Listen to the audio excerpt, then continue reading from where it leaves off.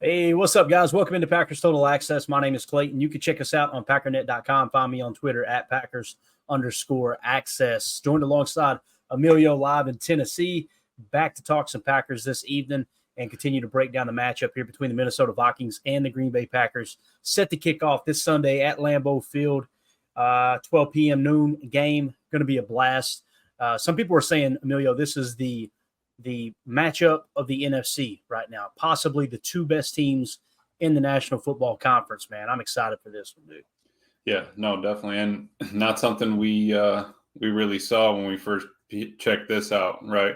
I mean, when we were first looking at that schedule, we said, okay, we got the Eagles, and then we probably looked at the Texans and then the Lions. So weeks 2 through 6, man, they're going to be big.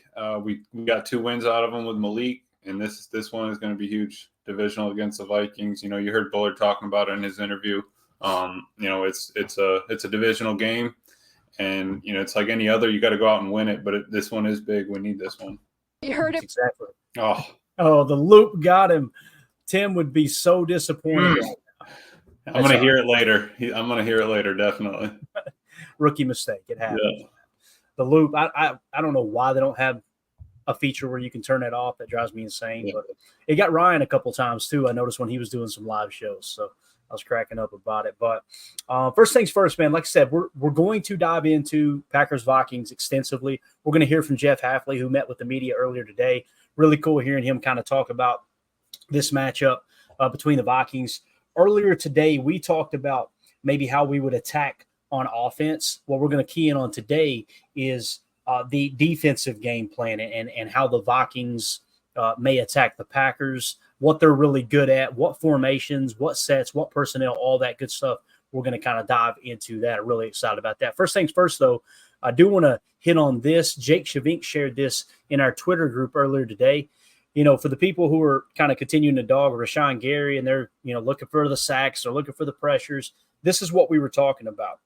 This is minimum 30 snaps, the highest chip rate throughout the entire National Football League in week 3. Okay, so these are the players who are getting double teamed or chipped with a running back and or a tight end. Okay, TJ Watt at 44% of the snaps, Emilio, or pass rushes, I should say, 44% of the time he's getting chipped. Jonathan Cooper from the Broncos drawing all kinds of attention at 22.8%. Nick Bonito from the Broncos, 22.4%. Michael Hoek, I guess that's how you say it, from the Rams, 21.21%. Max Crosby from the Raiders at 20% even, along with the Green Bay Packers, Rashan Gary. He's got 80 pass rush snaps. He's been chipped 16 times, so 20% of his pass rushes has included a double team with a chip, with a running back or a tight end. That's probably not even including when they will slide the protection and put a guard with the tackle if Rashan does rush inside. Now, The reason you see a higher chip percentage as opposed to double team percentage with 2 offensive linemen with Gary is because of Matt LaFleur, and no matter what defensive coordinator he's had here, he's really preached that wide 9 approach, right? That really takes away that double team with the guard unless you stunt inside. Therefore, that's what's setting up the chips from the tight ends and the running backs. We see it in Tennessee pretty much the whole game. There was many snaps in week 3. I mean, you see it right here that Rashan Gary was obviously getting chipped. Yeah, and I mean, I think you have to. The dude is a monster human being, but he's determined. I know that we've been wanting his edge work to be a little bit, more refined. They want to see the sacks and everything like that, but it's not all about it. You saw it in that clip last night when LVN came over to him and said, "That's all you, RG. That sack that I got was 100% yours." And everything else. He's on the sideline cheering on Quay, making a third down. It's not just about putting up the 1 sack number so that he's the best end in the league or whatever it needs to be. He does so much more for the team. Mentality-wise as well.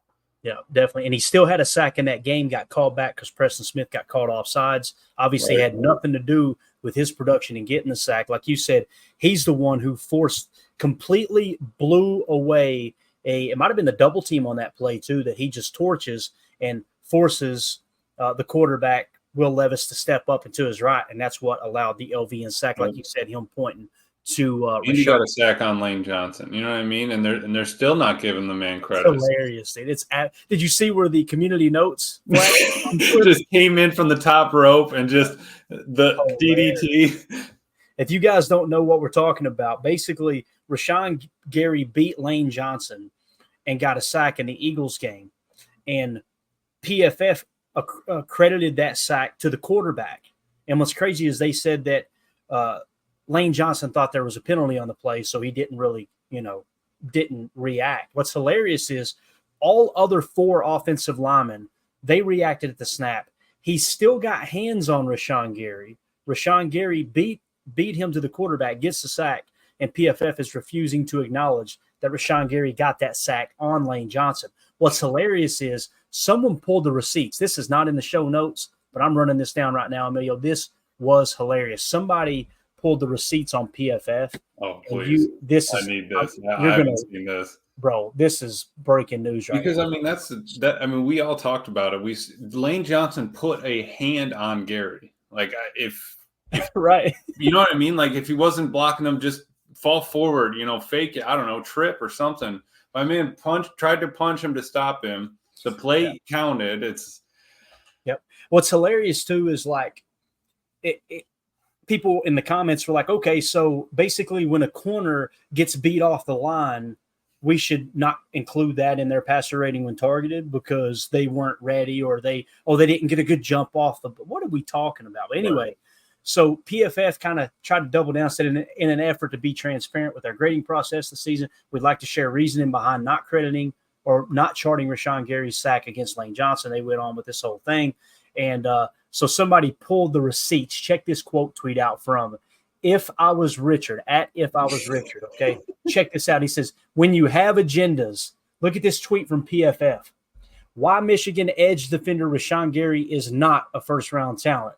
That's tweet 1. Right. Tweet number 2 is Chase Winovich a better prospect than Rashan Gary? And then tweet 3, yep, Chase Winovich is better NFL Draft 2019 prospect than Rashan Gary. Absolutely hilarious though, because where's Chase Winovich? Can someone find him for me? Because I'm pretty sure he's not even in the league anymore. So I couldn't believe that when I seen that dude pull those receipts. Like, kudos. That's how you handle the situation. Yeah, exactly. And I mean, that's why he doesn't get the love, right? It's a trend. And again, they want to prop Lane Johnson up like he still hasn't given up a sack. Man, it's hilarious. So anyway, you guys know how I feel about sacks. I would much rather have a higher pressure rate and lower sack number than a higher sack number and a much lower pressure rate. When you're getting pressure on the quarterback, you're affecting the entire play. What I mean by that is if you lined up 2 scenarios to say, okay, which would you rather have? A guy who has 10 sacks and only 15 pressures on the year? Or would you rather have a guy who has 8 sacks and 25 pressures on the year? I'm going with the 25 pressures. That's me. So, and again, that's a very just random number there that it doesn't really range out to how the NFL kind of comes out in sacks and pressure percentage as far as a rate standpoint. But just hilarious that they're still trying to double down on that for sure, man. Let's do this, man. Before we get into the injury report and the practice updates, all that stuff, I love this from Nerdin on NFL on X. They do this every week, and it's like the cheat sheet to every week in the NFL. Phenomenal. It shows all the games listed out. Obviously, tonight, Thursday Night Football, you got the Cowboys at the Giants. So it's got every game listed in order of kickoff time and date. And then in the middle column, you've got the standings for each division. And then on the right, you've got the league leaders, right? And then at the very bottom right, you've got the most offensive yards per game and the least yards allowed per game. So really, really cool stuff here. Just to take a quick glance of the games that really matter to us. The Rams are going to be at the Chicago Bears at 1:00. 2 things. We love to root against the Bears. Obviously, we're going to be playing them twice this year, so you get a little view of them. It sucks that the game's going on at the same time as the Packers, but you can go back and watch it on NFL Plus or any other whatever service you got if you're DVRing or whatever. And then you've got the LA Rams are going to be coming down the pike here real soon too for the Packers. If I've got the schedule here, just to take a quick glance, we got the Rams next. So that'll be a really, really cool way of getting a glance at them. So Rams at the Bears. And then obviously we're playing the Vikings, so that's the other divisional game there. And then for Monday Night Football this week, there's going to be a doubleheader. Titans at the Dolphins, but at the 8:15 Eastern kickoff, that'd be 7:15 Lambeau time.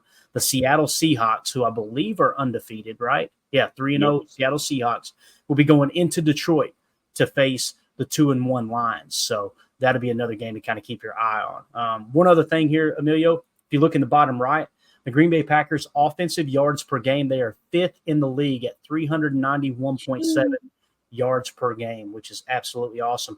Notice the Vikings aren't in the top 5 there.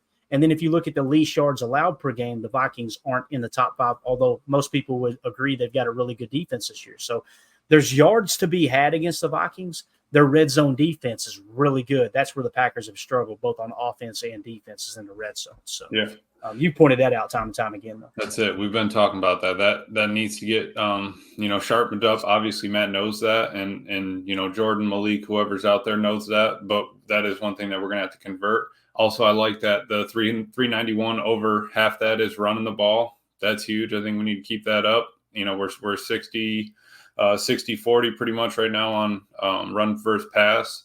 And I think Matt needs to stick to that number. But I really do like this chart. And I think that the Rams have something to show against the Bears. I was looking on YouTube earlier. CHGO had a vote. They had about a 70-30 who was going to win. So 70% Bears, 30% Rams. So on a Bears, network, podcast, whatever, that's not complete faith in the team. So I'm excited to see what Sean McVay's got for him. Yeah, absolutely, man. And again, if you can somehow, some way beat the Vikings this Sunday, you're in the driver's seat of the North. That's essentially what that means, right? Mm-hmm. It's too early to say you can control your own destiny, obviously, but that's obviously the benchmark right now. Michael Lombardi said just a couple days ago, the NFC North is the best division in football right now. Mm-hmm. It's a 2-game swing. If they go 4-0 and we go 2-2, that's going to be a tough hill to climb moving forward. Just because we got the Rams, Cardinals, and then it's the Lions. So it's not like we have too much time off until we face the next divisional, and then it's only going to speed up from there. Yeah, absolutely, man. No doubt about it. Let's see here. We got Venom Slash in the chat says, I think Green Bay won't announce who the quarterback is until 90 minutes before the game to throw the Vikings off, which is smart. I love it, Venom. Absolutely love it. Emilio, they have to plan for – he's limited.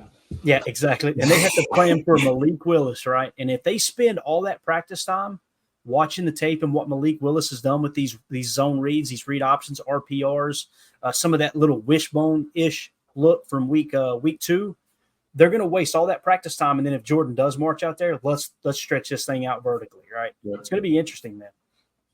It really is. And I think that's why Matt's running it, right? That's why he's going to run it up to the whistle. He's going to be limited or questionable until the end of the week, no doubt. Why not make them do that extra bit of work? Because you heard half in his interview. I know we're going to hit some of it, but there's so much to break down that they're doing. There's so much to break down that, our offense is doing with Malik versus Jordan. And what are they going to do? Go back and watch the first game. They're going to have to, just to be sure, what were they doing in that Phillies game when, he was moving the ball, things like that. It's just, you got a double game plan. That's putting them at a disadvantage helps you. Yeah, absolutely. So again, shout out to Nerdin on NFL. Make sure you go give them a follow. They release this every week, and it's awesome. Awesome graphics. So, all right, Emilio, let's get into, before we dive into game planning against the Vikings, let's talk about the injury report real quick. Obviously, that dropped earlier today. First of all, let's do this. The vibes were high at practice today. Kyle Malzahn, I think, tweeted this out, if I'm pronouncing that name right. Look at the vibes here at practice today, man. Look at them doing the Fortnite dances. Sean Clifford getting everybody amped up. Got Ben Sims in on it, right? Look at Malik back there. Malik's got in on it. What's Sean right here? Nice. Oh, no, what's this right here? What's Sean? I think he's got one more in him. Nah, he already did it. It was in the background. Just in between the high knee sets for warm ups. Got to stay loose. And then do you see? There it is. Sean, he's had the seizure, didn't it? So anyway, the vibes are obviously high at practice, man. This is what you love to see right here. Yeah, and you gotta make sure that lettuce up front is taking. You call me anything you want, but don't call me that. You see him just working it. Absolutely working it through. But Jay Love's right there in the mix of it too. He said, I don't need to I don't need to do that to the knee, but I appreciate the energy you guys are bringing, both my quarterbacks. Yeah, I love it. And it's Sims too. Don't you love it that it's Sims? Yeah. It's just it's a really cool roster, man. Everybody is unified. It's you know what did you listen to Rich, right? Did you listen to I did not listen to Rich Bisaccia. I just listened to hold on, all right, keep talking for 1 second. The dude's name was a Giants tight end, Mark Bravaro. Yes, Mark Bravaro. Coach Bisaccia told Tucker Kraft that he reminds him of Mark Bravaro. Then he went home and Mark Bravaro did some research on him, listened to that interview he gave on YouTube, all that stuff. And, it just like, he is a tough physical player. He plays it because he loves football. He plays hard. And, after the catch, and Tucker's like, I like that. I like the way he plays. I think I, mold myself around someone that plays tough, plays through injuries, and, just do anything you can to help the team. Yeah, definitely. Mark Bavaro, for those of you who don't know, he played for Bill Parcells with the Giants. He was just an absolute dog. Unfortunately, I think he's in a wheelchair now, maybe. Hopefully that's not the case. I've seen some images where it kind of looked like he was, but I'm going to try to get this image pulled up of him here. If it'll pull up on StreamYard. Bavaro was a dog. Because he was saying how when he played at Notre Dame, walked onto the Giants stadium on to play their game on Saturday, they were getting off the field from their practice. He goes past Lawrence Taylor and he's like, dude, I couldn't imagine even having to try to block those guys or, tackle those guys. He's like, I was playing against guys who are 6 foot, 5'11", 6'1" in college. And you go to 6'4", 6'5", 6'6" people in the NFL, 250. It's a different game. You got to, yeah, exactly. Look at this guy, dude. Built like a brick wall. Right. I mean, here's a guy. That's exactly what he would. That's probably what he said to him when he saw him run on the field. But that's it. You got to just play hard and physical. If you're not the biggest guy out there, you got to be able to use technique and speed and precision to beat the man in front of you. And there's Tuck right there with the red jersey on at the end, doing the high knees. So yeah, obviously he's got the red jersey on because of the shoulder. They're trying to limit the contact. I guarantee you they did that for a reason too, because that dude is not going to shy away from contact, whether it's practice or not. So they're probably like, listen, it's on the defense. You guys have got to stay away from He even said in his interview, he's like, yeah, I just tell the guy across from me, give me about 75. I still want to work on my hand placement and foot technique. 75% in a red jersey. I don't even think that's what they're looking for, but, we'll take it. 75 is actually 10 more than 65%. 65%. That's what those of you keeping score at home. So let's move on to the injury report real quick, Emilio. It looks like a CBS receipt. There's no doubt about it. But I'm really liking the way it's trending here. And it seems like Matt LaFleur and his staff, they tend to load up the injury report, even with players they know are going to play. I kind of like it, man. I like that approach. So let's talk about what changed on the injury report, okay? So limited on Wednesday was Elton Jenkins with veteran rest. Obviously, he's good to go, full participation. Tucker Kraft, who was limited with the shoulder on Wednesday, was full participation today, but keep in mind, red jersey, right? So that is worth noting, like we just talked about. Red means stop, like a street light, right? Josh Myers' shoulder injury was limited on Wednesday, full participation today. Zach Tom with the quadricep was limited on Wednesday. He's full participation today. And then not listed on Wednesday was Devontae Wyatt with a shoulder injury. He wasn't listed. That must have happened Wednesday, and now he popped up on the injury report today with a limited participation. I don't think there's anything to worry about with any of those guys. Everyone else on this list too, Jair Alexander, Kenny Clark, Jordan Love, Luke Musgrave, Jaden Reed, and Carrington Valentine all limited. I think they're going to be good to go. I do. Other than, Jordan's the game time decision, which I'm kind of expecting Jordan to play personally. Part of me still wants to see Malik. I can't lie. That was a lot of fun in Tennessee. The first thing I screamed out there was revenge tour. Clayton turned to me, started smiling, and he just wants that to keep rolling. It was a blast watching him scramble, man. And again, Jordan can scramble, but not like that. Not like Right. that. And they were Malik- asking Matt, have you ever been a part of a team or a coach or whatever that had set up a certain package for a backup quarterback or anything like that? He said no, but he said he had been a part of a team that put in something for a Wildcat, and he said that he wouldn't go into that information until offseason. So, yeah, got it. All right, so on the Minnesota Vikings side, here's what changed. Garrett Bradbury, center with an ankle injury, did not participate on Wednesday. He was limited today. Jonathan Bullard, defensive lineman with a knee, was limited on Wednesday. He did not participate today. So it looks like Jonathan Bullard, defensive lineman, had a setback. I could be reading too much into it. Maybe it was just, hey, let's get him rested up until the game. But that typically means they had a setback, right? Not listed. Check this out. Not listed on Wednesday was Christian Darrisaw, okay? He was listed today, did not participate with an illness. So I don't know if he's got a virus or just the bubble guts, but nonetheless, Christian Darrisaw didn't practice. All right. And the other one that changed was Dallas Turner, outside linebacker / edge defender with a knee injury, was limited on Wednesday. He was full participation today. All right. So everyone else pretty much stayed the same, like Ivan Pace Jr., Jay Ward. They did not participate again today. That was how they were the other day. And then in the limited fashion, Jordan Addison is still limited. It looks like he's going to play with the ankle injury. Mm-hmm. So that's kind of how that's shaping up right there.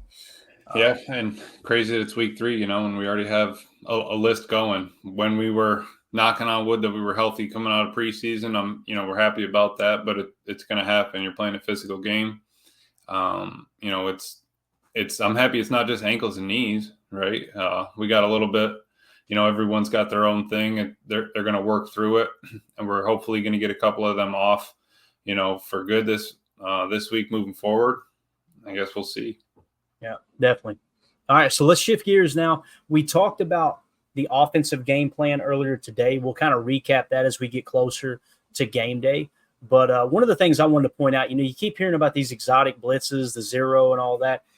If you listen to the mainstream sports media, they're talking like the Vikings are just blitzing everybody all the time. Guys, that is not true, okay?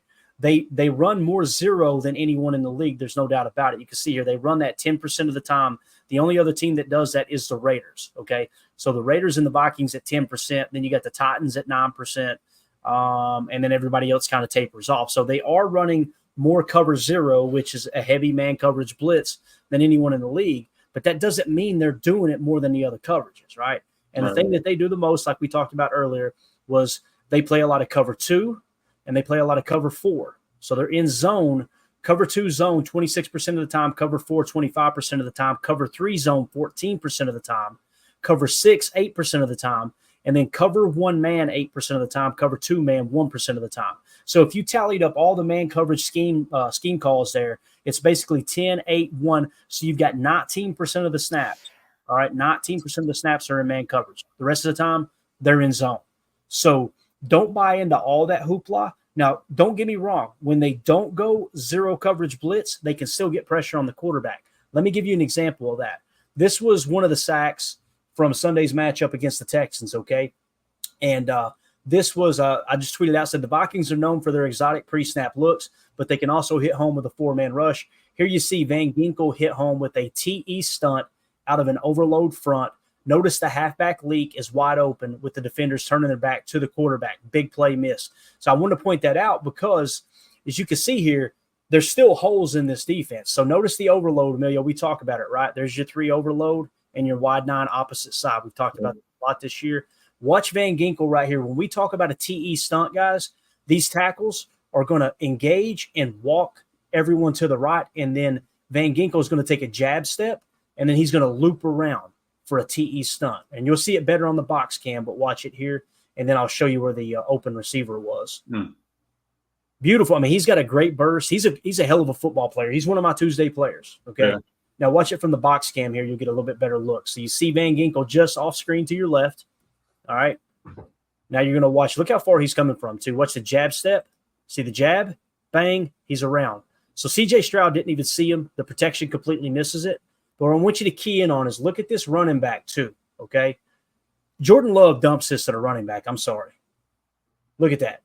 Now, if he dumps that to the running back right here, looking away from the play, that's going to end up being an explosive. Guarantee it. And honestly, I think Jordan Love even sees it, or not the twist, obviously, but sees, why do we need three people? I mean, you got a guard, a tackle, and a running back chip on that. Like, hey, Jacobs, I need you to just kick out early, man. Because they have if we're sitting at quarterback, they got the overload to the left side, field side, so they have three to the wide side. I'm working with one and a short, and I know that I'm going to have both, dual chips.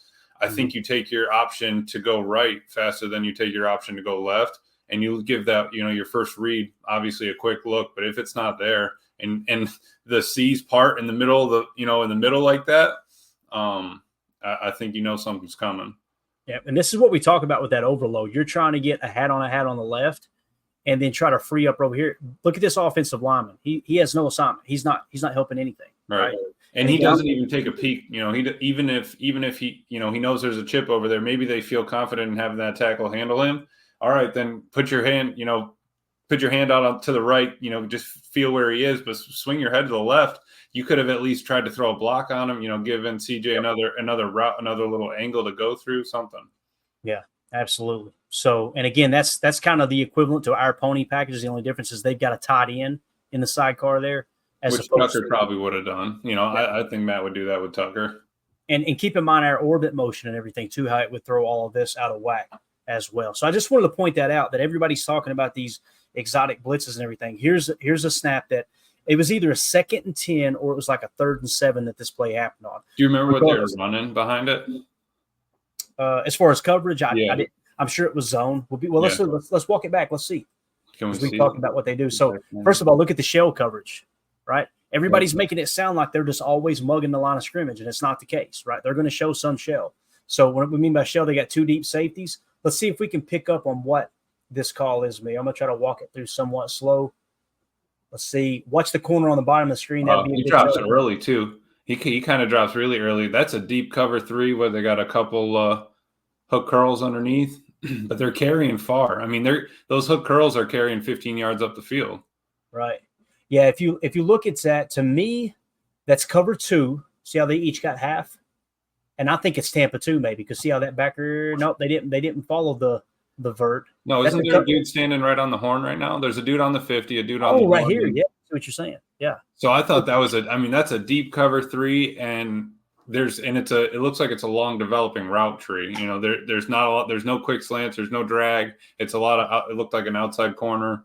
Remember when we talked in the offseason about these new trends that are going into the NFL? And we talked about here we go.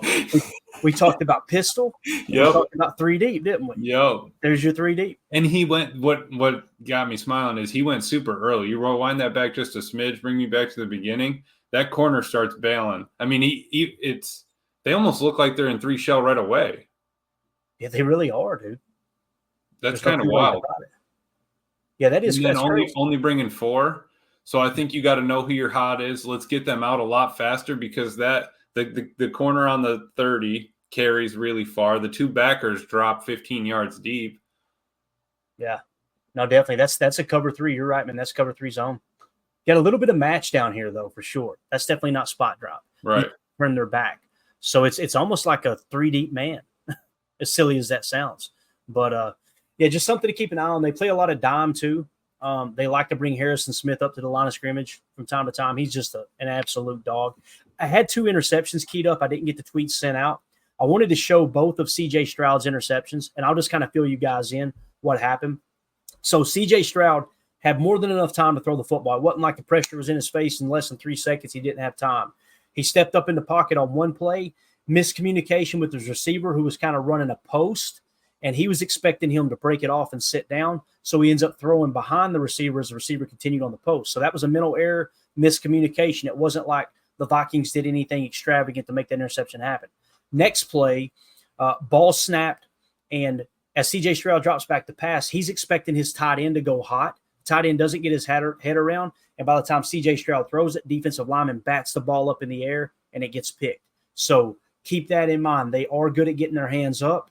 And also, both of those interceptions were mental mistakes by the offense. It wasn't like just a great defensive play. They really did give them that turnover differential, no doubt. So something. Greg was saying, Mike Wall said their safeties are really deep. There it is. Breaking it down. So, and then also Dennis, whoops, here we go. Am I crazy thinking that no matter who's in at QB, we could run all over these guys? I think that's also a fair point. But again, I mean, there wasn't an inside route until it was like a chip and leak. Like you're not giving your quarterback any option if we're kicking everybody outside. They're nasty split, but then we're running outside breaking routes. That's Right. not helping, your quarterback. Let me pull up the team statistics real quick, since he said that about the running on them. And listen, even if their running defense looks good statistically, it's worth mentioning that we may match up well, right? We got one of the best running offenses in the league right now. Let me drop that down. I'll go ahead and exit that out. I'm sure we're done with it. Let me get this up. Let's see what it was. Just a quick refresher of yards per attempt against the run, on their defense. So yards per attempt, defensively low number, obviously ranked higher here. Minnesota is third in the league. They're only allowing 3.6 yards per attempt. So they've got a stout run defense statistically. Now, you go, okay, who did they face? Houston. Who's their running back? I can't think of who it is. Right? San Francisco, Christian McCaffrey, right? Nope, he didn't play in that game.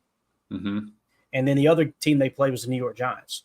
So I think it's safe to say we have the best running game that they faced so far this year. So who was it? Was it Dennis Shook that said that? Yes, it was. So you might be onto something there, Dennis, for sure. And listen, we want to come out and try to establish the run. There's no doubt about it. So because I'm trying to pull them up. Okay, yeah, right now their yards per game for rushing yards a game, 71.3 yards a game. The only team that's better is the Ravens at 50 yards. So I mean, we've been putting up double what they've allowed the past 2 weeks, pretty much. We've put up at least 140 in the past 2 games. That's going to be the clash of the Titans right there. Is if we can make that run game count, then they're going to have to bring their safeties out of that 3-high shell that we're looking at right there, and then then your pass games opens up. Everything else starts flowing. Definitely. So rushing yards per attempt, Green Bay second in the league, like you said, behind Baltimore. Baltimore's got 5.9. Green Bay has 5.5. So, yeah, man.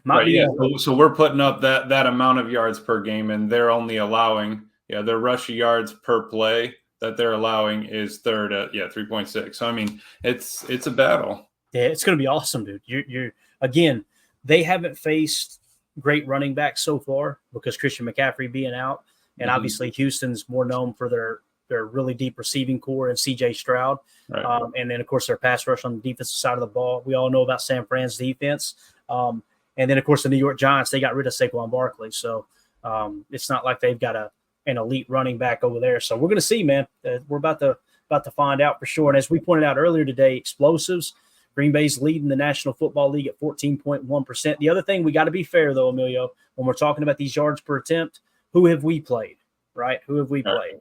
We played Philadelphia Eagles, pretty good front. I think we would all agree, right? You like comparing to the Niners. We played the Colts, one of the worst run defenses in the league, if I remember correctly, right? Let's take a quick gander here. It's funny, nobody was talking about that going in, but boy, by the time that game was over, everybody was talking about it. Let's see. Yeah, they are. They're number 2. Yards per game, they're at 179, only behind Dallas at 185. Yeah, and they're at 4.4 yards per carry, so they're tied for 13th. Okay, that's not too bad. They've just given up a lot, probably because of us. Right. And then, of course, we play the Titans, and if you look at the Titans' run defense, nobody runs on Tennessee, of course, right? We all talked about that. I think I heard that somewhere. We dropped them down to rankings just a touch. They're down to 18th now, or 17th, top for 17th. So there you go. All right. Well, I'm glad he brought that up because that was worth diving into for sure. Let's do this now, man. Let's shift gears. And I'm going to keep that window close by in case we need it. But let's go ahead and switch gears over into Jeff Hafley's presser from earlier today. Let me get this on the screen here. Bear with me. Bye-bye. So Jeff Hafley met with the media earlier today. This first exchange here, again, guys, I can't crank the volume up any louder. I'm definitely adjusting it for the podcast because I have time to edit the audio. But just crank up your TVs, crank up your phones so you can hear it. Packers defensive coordinator Jeff Hafley talks about the challenges of facing the Vikings offense this week at Lambeau Field. Here we go. Running the ball really well. And then I think his his pass game. It's not just the players. I think it's also the scheme. And then he's got really good players too. I mean, obviously Jefferson, is probably the best wide receiver in the league. If Addison comes back this week, we played against him when I was in college, and I thought early on his rookie year he was going to be special the way he moved around and made plays. Remember that first game at Pitt? We played against him when he was a freshman. I was really impressed with him. Obviously, the running back's a phenomenal player, and from what everybody around here says, is one of the most special human beings ever. Everyone seems to rave about him, so I'm sad I never got a chance to meet him. And then the offensive line, they're really well coached. They're tough. They're gritty. I think their tackles are really good players. They're strong. Both tackles are really good players. They're strong inside. They've really kind of pieced it all together. They're a talented team with a really good scheme. So that they present a challenge. They've been scoring a lot of points. All right, so there you go. Just a quick glance into the mind of Jeff Hafley. We got a couple more here too. This one, he's going to be asked about Justin Jefferson specifically, but based off what he said right there, Emilio, what does that trigger in your mind as far as how to approach this and stopping the offense for the Vikings? Anything come to mind based off that? Yeah, I mean, it's they're all getting paid to play too. Obviously, Justin Jefferson, we saw it on that chart you put up. He's the third or fourth wide receiver, bringing in receiving yards. Sam Darnold is a professional quarterback. Like Preston said in his interview, sometimes it's just the right time, right place, right time for those guys. And, maybe, now it's clicking for them and it's just working. And we know Aaron Jones. And that's what I was going to say earlier. Out of all those teams that they played, Vikings have, the greatest running back there. He wore the G. We love him for it. Obviously, we don't want him. We want, no yards, negative yards if we can, and a healthy Aaron Jones to get out of there. But it's they kind of have a three-headed monster. We got to make them force them one-sided. Are we going to go, a 2 and 3, or like Hafley was saying, are we going to put Ja and carry him around? Are we going to put Ja and Jefferson and have him carry? Do we want our best player on their best player? Do we want our second and third best on their best? We also have a safety that's rangy, that can get across the field, that can, react. He was saying he's reacting at the top of the quarterback's hitch before the ball's even leaving, before he's even pumping. X is running to that side of the field, and he has those instincts. So definitely, it's we're going to have to play him tough. It's always going to be up front, but I do think that if we can kind of make him one-dimensional, if we could take Aaron Jones out, or if we just shut down Justin Jefferson and maybe make Addison and the rest work it. Yeah, definitely. So here was Coach Hafley.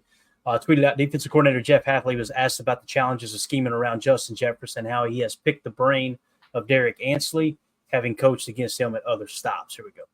And how much, do you have to lean on some other people too? Well, one, you turn on the tape, and it doesn't take you very long to figure out how good he is. I mean, he's big. He can catch the ball.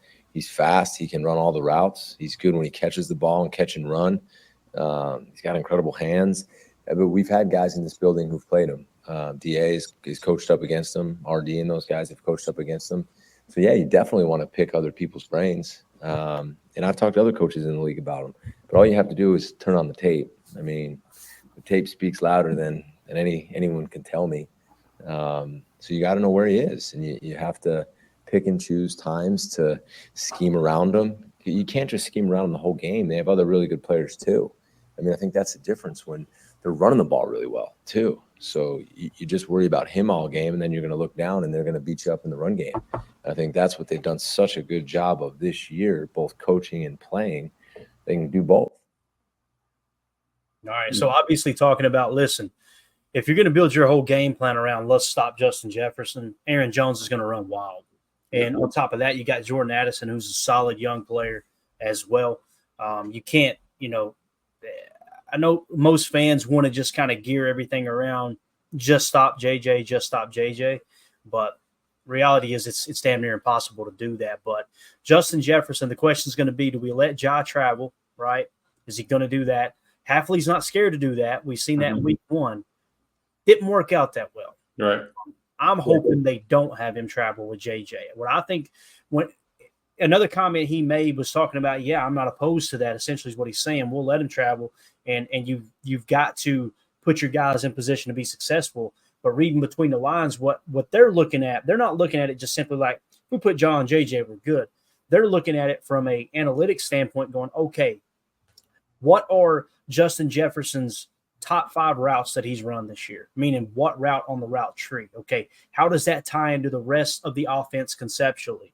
Okay, right. Now defense can we call on his side of the field to shut down that concept and neutralize him in that way, right? I think that's probably more of what he's looking to do, Emilio.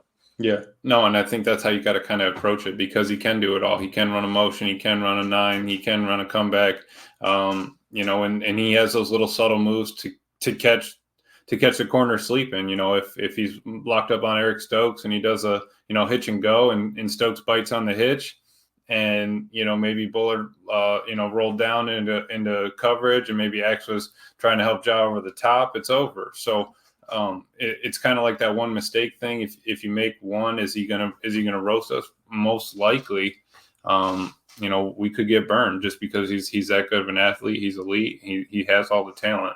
So, but I know he's going to get his. We just got to make sure it's not an explosive 250-yard day kind of thing, and reel in him and Aaron Jones. If we can keep them both at 100, maybe Aaron under 100, Jefferson right at around 100. I think we got a great shot to win it, and I think that's how Jeff's kind of looking at it. We're not going to stop them. They're not going to have 0 yards of offense, and it's not going to be it's not going to be easy to do it. But I think that they need to tighten up and restrict them as much as they can.